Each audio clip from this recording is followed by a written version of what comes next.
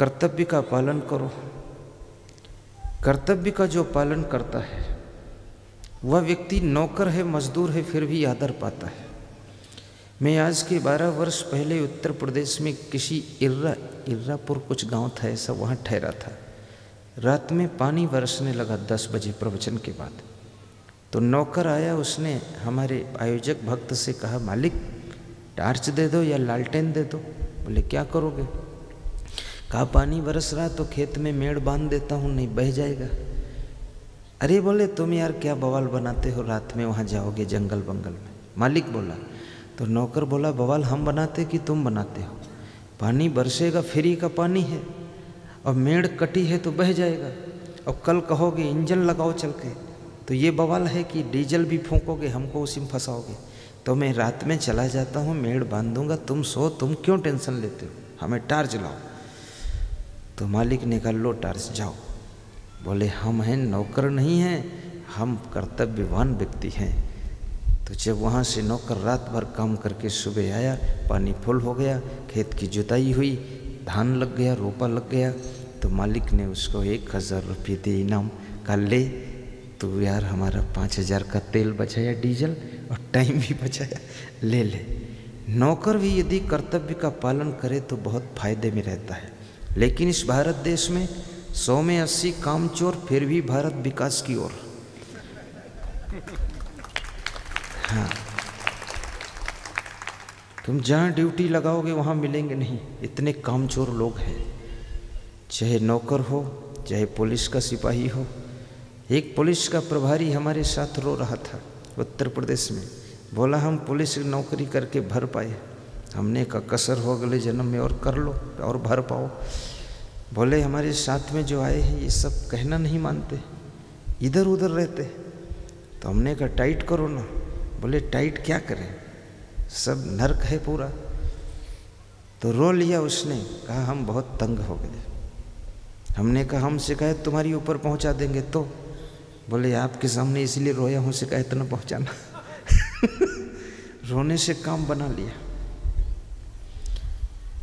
कर्तव्य का पालन करने वाले लोग बहुत ऊंचे जाते हैं। मैंने सुना है मुंबई में, पूना शहर है, मुंबई के पास में महाराष्ट्र में, पूना शहर के विश्वविद्यालय में बहुत बड़ा एक वार्षिक अधिवेशन था, जिसमें एक विद्यार्थी की ड्यूटी गेट पर थी कि गेट पास जिसका हो उसको अंदर करना। जिसमें चीफ गेस्ट के रूप में chief justice Mahadev Govind Ranade invite थे। जब वो आए तो उस विद्यार्थी ने उनको रोक दिया कि आप रुकिए, गेट पास दिखाइए। अब इतना बड़ा कर्तव्य का पालन। तो किसी ने कहा कि ये चीफ जस्टिस हैं, जज साहब हैं पूना के। बोले कोई हो, नियम सबके लिए है, गेट पास आपके पास नहीं, इसलिए आपका प्रवेश नहीं हो सकता है। वे मुख्य अतिथि थे उसमें, जज साहब। जब गेट पर उनको रुके देखा तो बहुत कार्यकर्ता वहाँ इकट्ठे हुए गेट पर आए। बोले अरे छोड़ो इनको, अंदर जाने दो, तुम क्यों रोक रहे हो? बोले मेरी ड्यूटी है गेट पास देखकर अंदर भेजना, इनके पास गेट पास नहीं, कैसे जाएंगे ये? तो जज ने कहा कि भाई मेरा गेट पास बनवा के ले आओ, ये बच्चा सही कह रहा है। गेट पास बनकर आया, तब उसने कहा आइए धन्यवाद, अंदर प्रवेश कीजिए। वही बालक के सिर पे हाथ रखा चीफ जस्टिस महादेव गोविंद रानडे ने, कहा बेटे तुम एक दिन बहुत महान बनोगे। और वो बालक आगे चल करके गोपाल कृष्ण गोखले के नाम से विख्यात हुआ, जिसने पूरे विश्व के अंदर नाम कमाया। ये कामचोर, निकम्मे, आलसी लोग ये कुछ नहीं कर पाएंगे। ये सब तुम्हारे खेत से चना चुट्टा लोग नोच लाएंगे, खा लेंगे, बाकी कुछ नहीं इनके बस का काम है। ड्यूटी यानी ड्यूटी, अपने कर्तव्य का पालन करो। आज देखिए राधा स्वामी पंथ में जहाँ जिस भक्त की ड्यूटी लगती वहीं अलर्ट खड़ा रहता है। इसलिए उस पंथ का विकास है। उसका गुरु कभी नहीं आता गांव में, लेकिन पंथ बढ़ता जा रहा है। ऐसे में आप भक्तों से भी निवेदन करूँगा, सत्संग सुनते हो लेकिन कभी सेवा करने का मौका मिले तो जहाँ ड्यूटी मिले वहाँ सही ढंग से ड्यूटी करना। इधर उधर मत जाना, तो आपकी कबीर साहब का भी बहुत बड़ा विकास होगा। ये वाणी आपके गुरुदेव का विकास होगा, जन जन तक गूंजेगी। कर्तव्य का पालन करना चाहिए, बिना इसके मनुष्य आगे नहीं बढ़ सकता है। आप देखिए, आपकी बॉडी के अंदर आँखें अपना कर्तव्य निभाती हैं, देखने में कभी आलस्य नहीं करती। जरा सा पीछे खुट्ट हो तुरंत मुड़ के देख लेती क्या है, कोई खतरा हो तुरंत खबर करती सांप है भागो। सही बात है। कान जरा भी आलस्य नहीं करते हैं, कुछ भी आवाज़, वहाँ घंटा कोई टन टन बजा रहा है तुरंत सुन लेते हैं। और माइंड ब्रेन भी निर्णय देता है कि घंटा बजा रहा है, तो ब्रेन में डिसीजन होता धीरे बजाए तो अच्छा है, यहाँ सत्संग में डिस्टर्ब होता है। जरा भी आपकी बॉडी के अंदर आलस नहीं। कहीं मच्छर काटता है, खट से हाथ जाता है, फट से मारता है वहाँ जा कर के। तुम बात कर रहे हो, सत्संग सुन रहे हो, फिर भी ऑटोमेटिक हाथ जाएगा, खट से वही मार देगा। इतनी आपकी इंद्रियां, कर्म इंद्रियां, ज्ञान इंद्रियां सब अलर्ट हैं, आलस्य नहीं करती। लेकिन आपको जब कहीं सामाजिक सेवा में ड्यूटी मिलती है तो आपका मन आलसी भी हो जाता, कामचोर हो जाता है। दिल लगा कर काम कीजिए भाइयों और बहनों। महेंद्र सिंह भंगू 1400 एकड़ फार्म के मालिक, उत्तर प्रदेश में जिनका फार्म है, सरदार हैं, सिख हैं। लाल गाड़ी इंडिका से निकले, मेरा सत्संग चल रहा था, पहला मिलन, गाड़ी रोक कर आए मिलने के लिए। बोले मेरा बेटा कनाडा जा रहा है, गुरुदेव आशीर्वाद दो सफल हो जाए। मैंने एक उनको फल दिया, गुरु मंत्र पढ़ दिया, गया वो सफल हो गया। फिर 1 साल बाद मिलने आए, बोले 1400 एकड़ ज़मीन है, पूरे पंजाबियों में 2-4 जिलों में नंबर 1 पे हूँ। लेकिन गुरुदेव जब गुरुद्वारे में जाता हूँ मैं, कभी लंगर चलता है, भंडारा चलता है, तो हम पति पत्नी दोनों बर्तन मांजते हैं बैठे बैठे, और बात नहीं करते हैं किसी से। और जो बात करता है उसको कह देता हूँ, बात तो घर में भी कर सकते थे, यहाँ बात करने के लिए नहीं है, काम करो, सेवा करो। इसलिए सिख समाज में कहीं गुरुद्वारा बनता है, 1 रुपये लेबर चार्ज खर्च नहीं होता है। भाइयों बहनों, अगर 1 करोड़ का गुरुद्वारा है तो 10 लाख तो लेबर चार्ज में खर्च हो जाता है। वो 10 लाख बच जाते हैं तो 10 कमरे और विश्राम करने के लिए बन जाते हैं। मैं आपसे कहूँगा कि कभी भी आश्रम में सेवा की ज़रूरत हो, 5 घंटे का समय दो, 10 घंटे का समय दो, 5 दिन का समय दो, 10 दिन का समय दो, फिर देखो आप कितना विकास होगा। आपको सब जगह सुविधा मिलेगी, क्योंकि बिना शरीर से सेवा किए हुए कोई भी डेवलप नहीं हो सकता है। शरीर की भी सेवा करो, धन की भी सेवा करो, मन से भी सेवा करो, अच्छा सोचो भी। हमारे भक्त श्री सरसोंपुरी निवासी रेमन दास से एक दिन मोबाइल पर मेरी चर्चा हुई। ऐसे बात करने का वक्त ना उनके पास ना मेरे पास, दोनों बिजी हैं। लेकिन उस दिन मैंने कहा तुम खाली हो कि नहीं? बोले हाँ खाली हूँ आज। मैंने कहा आज बात कर लेता हूँ। मैंने कहा छत्तीसगढ़ से हमको 36 आदमी ढूंढना है, और वो ऐसे आदमी दिलावर होने चाहिए जो पूरे भारत के अंदर जो भी कार्यक्रम सेटिंग करना उसकी प्लानिंग में हमको सलाह दे सके, शारीरिक मानसिक आर्थिक रूप से हर तरह से तत्पर हो सके। तो मैंने 5-6 ढूंढ लिया है, तुम भी साथ में लग जाओ। तो उन्होंने कहा मैं भी आपका प्रचारक भक्त हूँ, और ज़्यादा नहीं तो 4 प्रोग्राम अच्छे अच्छे कराऊँगा, खरोरा, दुर्ग, बालोद और धमतरी। हमारे सब मित्र लोग रहते हैं, उनको भी बताऊँगा, ताकि प्रोग्राम हो नई नई जगह पर, तो लोगों को सत्संग सुनने को मिले। एक झलक काफ़ी है सत्संग की ज़िंदगी को चेंज करने के लिए। भाइयों और बहनों, 1000 फूल कम हैं गला को सजाने के लिए, एक फूल काफ़ी है जिंदगी भर रुलाने के लिए, और एक क्षण का सत्संग काफ़ी है जिंदगी को हंसाने के लिए। एक घड़ी का सत्संग रत्नाकर डाकू की जिंदगी को बदलकर साधु बना देता है। एक शब्द रत्नावली का तुलसीदास को महात्मा बना देता है। पत्नी के शब्द भी काम कर जाते हैं। एक शब्द चिंतामणि वेश्या का बिल मंगल नाम के आदमी को सूरदास नाम का महान भक्त बना देता है। सूरदास की कथा आपको मालूम होगी कि नहीं मैं नहीं जानता, लेकिन आज मैं बता देना चाहता हूँ। सूरदास जिन्होंने 1.25 लाख पदों की रचना किया, जो कृष्ण के भक्त कहे जाते हैं। सूरदास की कहानी बड़ी विचित्र है। सूरदास का बचपन में नाम बिल्वमंगल था। क्या नाम था? बिल्वमंगल। वे बचपन में ही जो ही जवानी में प्रवेश करते हैं, एक चिंतामणि नाम की वेश्या में आकर्षित हो जाते हैं। भाइयों बहनों, जवानी एक ऐसा चौराहा है, जिस रोड पे जाना था वो रोड छूट जाती है, कहीं दूसरी तरफ तुम आकर्षित हो सकते हो। इसलिए एक तरफ जवानी में प्रवेश करो, दूसरी तरफ भक्ति में प्रवेश करो, तो भक्ति आपको जवानी के जोखिम जो उठते हैं उनसे बचाएगी, जवानी के जो विकार हैं उनसे बचाएगी। भक्ति आपके अंदर अगर पैदा हो गई तो जवानी में जो भी जहमत पैदा होती है उसको कंट्रोल करेगी भक्ति। बिल्वमंगल वेश्या के आकर्षण में आ गए। जब टाइम मिले वेश्या के यहाँ चले जाते थे, विषय भोग के कीड़ा बन गए। एक दिन उनके पिता की मृत्यु हो गई, दफन संस्कार चल रहा था। शमशान घाट से अपने पिता की लाश को छोड़ करके बिल्वमंगल वेश्या के घर जा पहुँचे। वेश्या ने उनका चेहरा देखा तो पूछा, तुम किस दशा में आए हो? उन्होंने कहा, मेरे पिताजी मर गए, लाश दफनाने के लिए गांव के सब लोग मेरे साथ गए थे शमशान घाट। तुम्हारी याद आ गई तो लाश छोड़कर मैं इधर आ गया तुम्हारे पास। वेश्या ने उनको देखा और कहा, तुमसे बड़ा मूर्ख कोई संसार में नहीं होगा।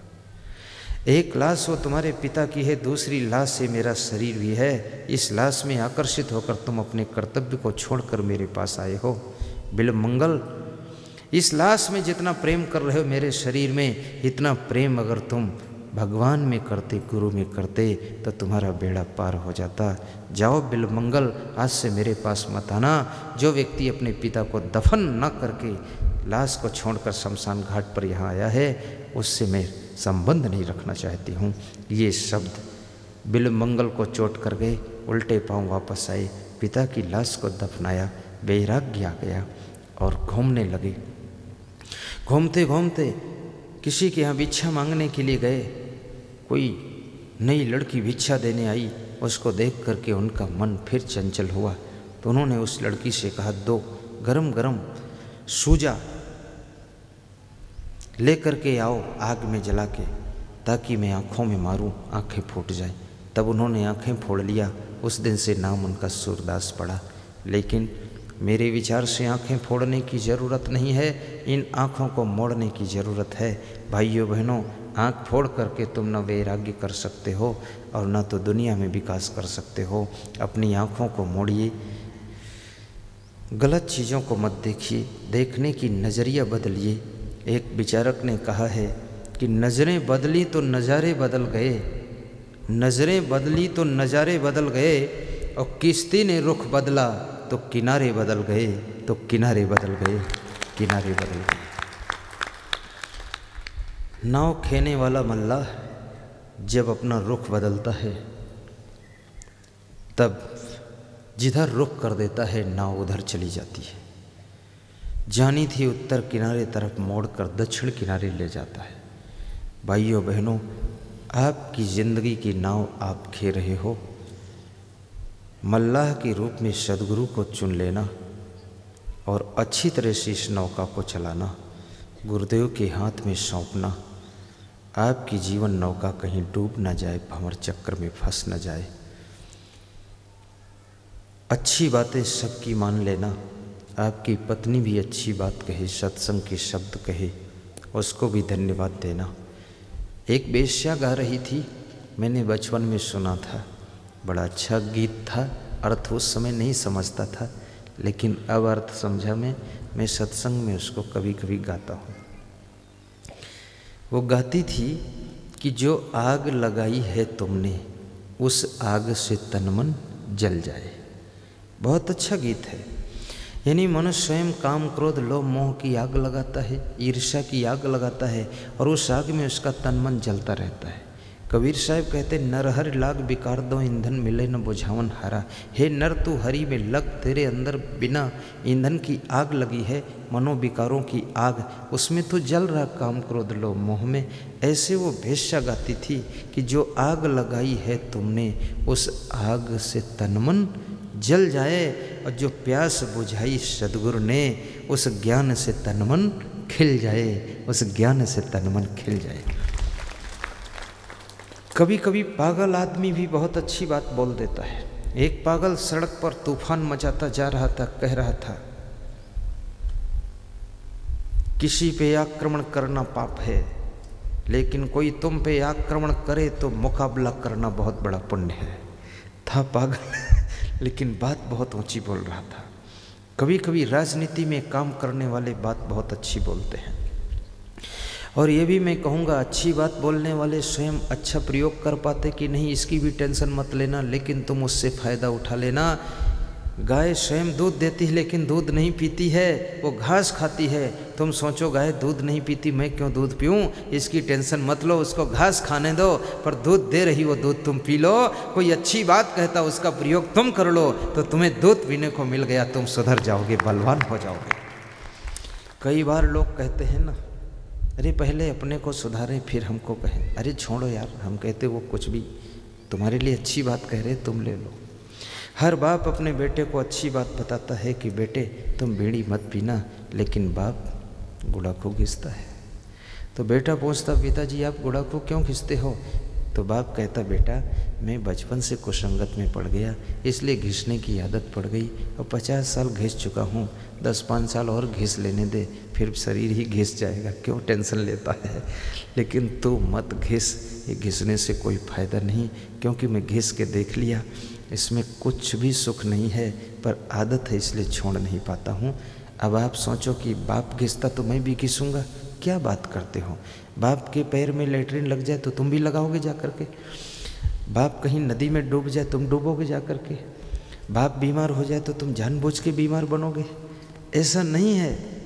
बाप तुम्हें अच्छी बात बताता है उसको मानो, लेकिन बुद्धिमान है। कोई प्रवचन न कर पाए तो ये मत समझना कि वो बुद्धिमान नहीं है।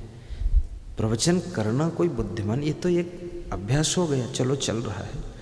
लेकिन ऐसा भी नहीं कि जो प्रवचन करता हो सब बेकार ही है, वो भी ठीक है, और न कर पाए वो भी ठीक है। विशाल साहेब ने कभी प्रवचन नहीं दिया, लेकिन प्रवचन करने वाले संतों ने सब ने जाकर उनको दंडवत किया। और कबीर साहब कितना अच्छा प्रवचन देते थे। कबीर साहब बहुत धुरंधर वक्ता थे।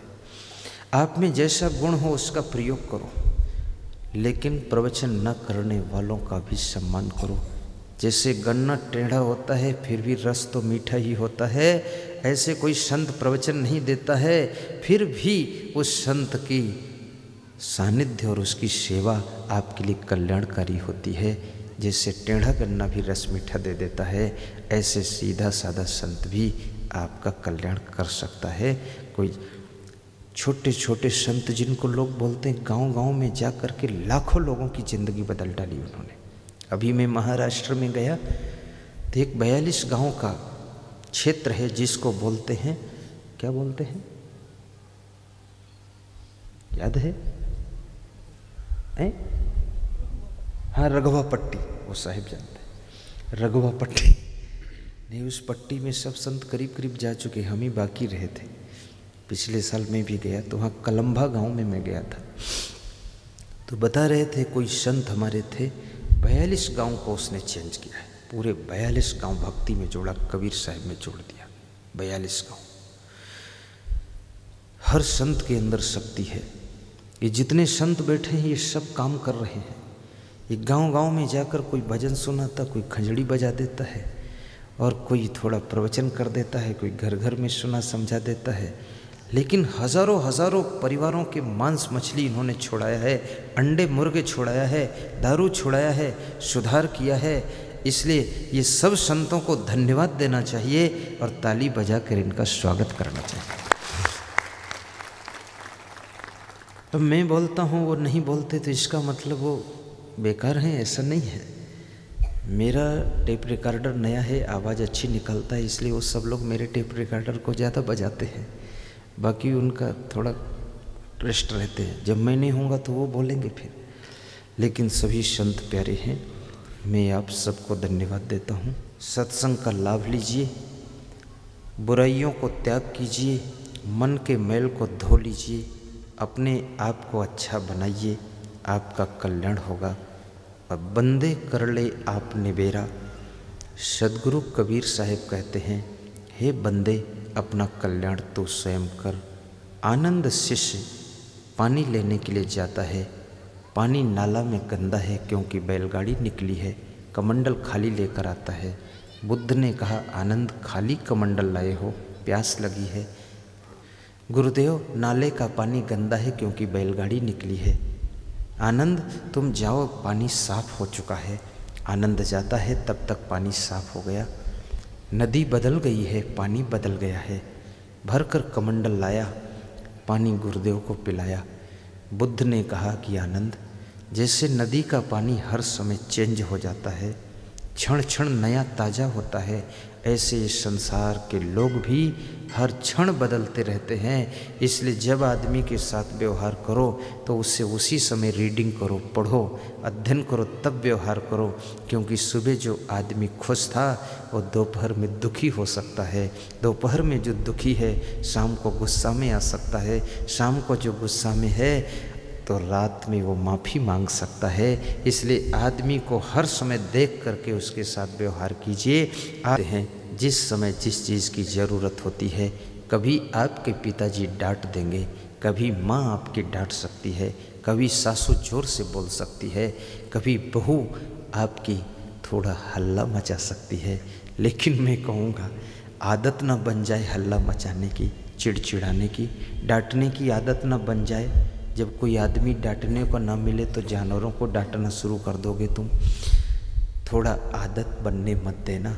ज़रूरत हो तो किसी को डांट देना, डांटने के बाद फिर उसको प्रेम करना, पुचकार भी लेना, ताकि उसको ठेस भी न लगने पाए।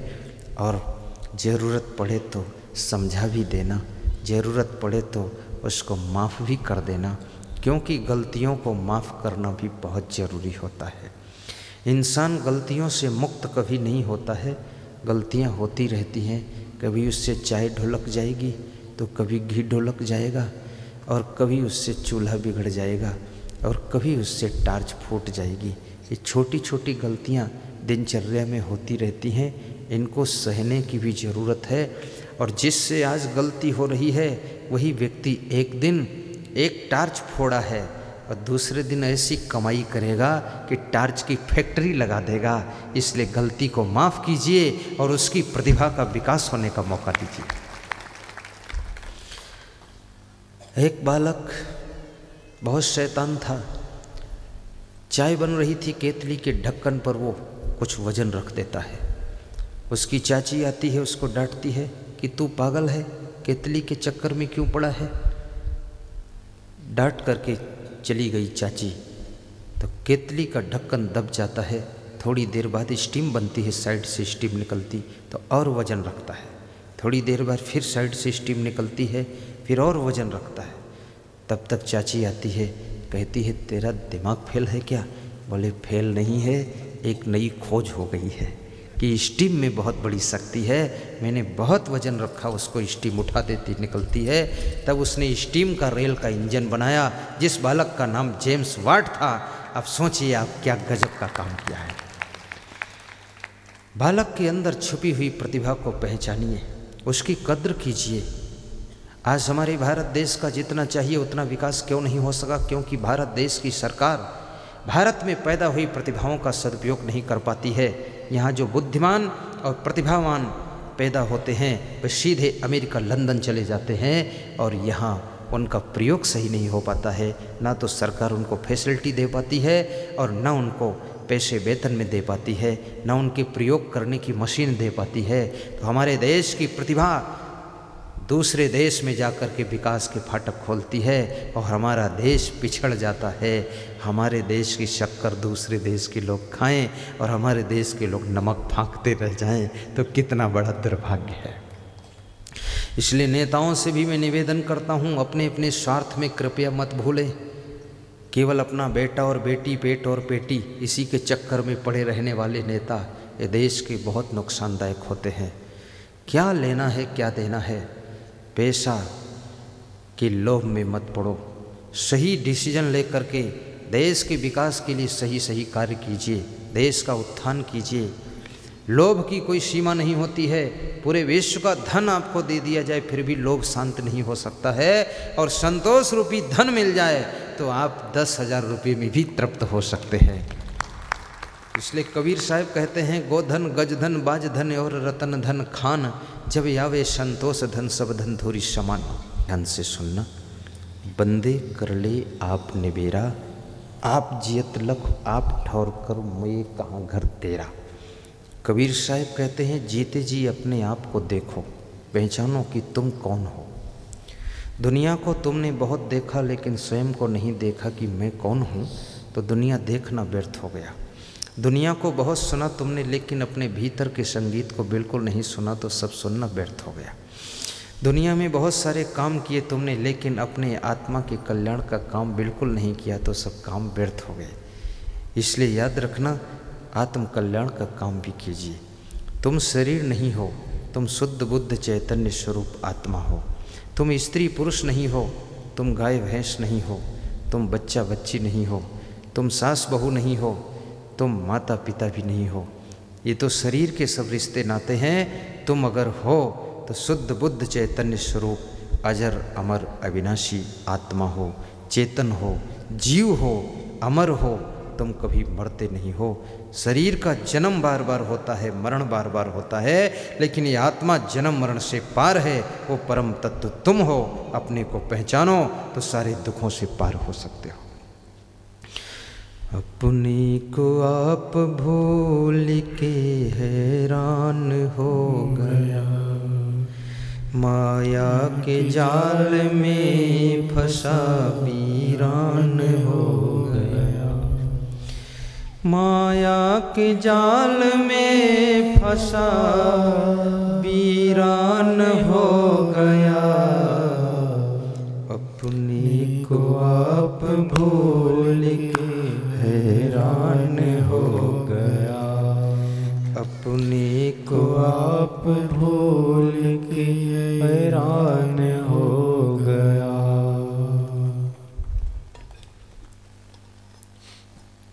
मैं आपको बता रहा था कि एक नवयुवक बैठा रो रहा था, ये बात थी ना। उसके मित्र ने उसको समझाया पर वो माना नहीं, रोना बंद नहीं किया। तब तक कोई संत आ गए। संत ने पूछा, क्यों रोते हो? तो उसने कहा, मेरे चाचा मर गए। कितनी उम्र थी? 80-90 साल की। तो क्या रोते हो? सब मरते हैं। बोले, मेरे नाम 50 लाख रुपए की संपत्ति छोड़ गए। तो धन्यवाद दीजिए ना, तुम्हारे चाचा अच्छे थे, सदगति हो जाएगी। बोले, नहीं, मेरे बड़े चाचा और बीमार हैं। तो उनके लिए रोते हो? बोले, उनके लिए इसलिए रोता हूँ कि वो भी मरे नहीं, इसलिए रोता। वो भी मर जाए तो उनकी भी 50 लाख की संपत्ति हमको मिल जाए, तब खुशियाँ मनाऊँ मैं। अब इस तरह के लोग दुनिया की संपत्ति पा जाएं तो भी खुश नहीं हो सकते। संतोष भी रखना चाहिए, उन्नति भी करना चाहिए। भौतिक विकास के साथ साथ आध्यात्मिक विकास कीजिए। धन की उन्नति में बड़े विकार होते हैं, धन में बहुत अवगुण होते हैं। धन के साथ साथ में धर्म भी बढ़ाइए। धर्म में वो शक्ति है कि धन के साथ में जो अवगुण पैदा होते हैं उनको धर्म जो है सॉल्यूशन करता है, ख़त्म करता है। भक्ति उसको ख़त्म करती है। आप जियत लख आप ठौर करो मुझे कहाँ घर तेरा। साहब कहते हैं, जीते जी अपना ठौर बनाइए, स्थान निर्धारित कीजिए कि मरने के बाद तुम कहाँ जाओगे। सबकी मृत्यु एक दिन होना है और टाइम सबको निश्चित मिला है। किसी को 50 साल, किसी को 80 साल, किसी को 120 साल, किसी को 10 दिन का ही समय मिलता है इस दुनिया में। आप सौभाग्यशाली जो आपको लंबा समय मिलता है, कुछ कर सकते हो। अभी समय का सदुपयोग कीजिए और अपना ठौर ठिकाना बनाइए। फिर ये मत कहिए कि चलते चलते पग थका नगर न 9 कोस, बीच ही में डेरा पर कहो कौन को दोष। ये 9 कोस भी पार कर लीजिए, टाइम है अभी आपके पास में। 9 कोस कौन है? ये 5 विषय शब्द स्पर्श रूप रसगंध और 4 अंतःकरण चतुष्टय चित्त मन बुद्धि अहंकार, ये 5 और 4 मिला के 9 होते हैं। इसी 9 के चक्कर में लोग फंस जाते हैं। इस नौ को जो पार कर जाता है वो मोक्ष की मंजिल को पाता है। इस नौ के पहले जो रुक जाता है, इसमें फंस जाता है, उसका मोक्ष चूक जाता है, उसकी मंजिल नहीं मिलती है। नौ को कंट्रोल कीजिए, चित्त मन बुद्धि अहंकार।